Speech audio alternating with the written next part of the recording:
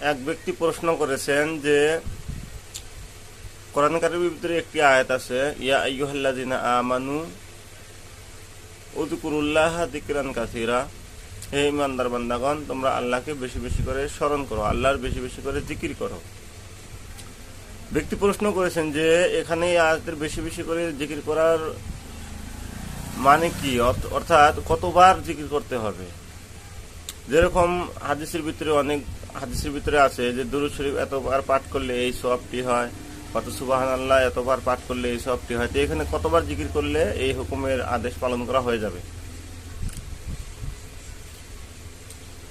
এর উত্তরে বলা যায় যে এখানে যে বলা হয়েছে যে বেশি বেশি করে জিকির করো, এর দ্বারা কোনো নাম্বার নয়, অর্থাৎ এটা এরকম না যে কাউন্ট করার মতো না, অর্থাৎ যত পারেন বেশি বেশি করে আল্লাহর জিকির করেন, আল্লাহকে স্মরণ করেন।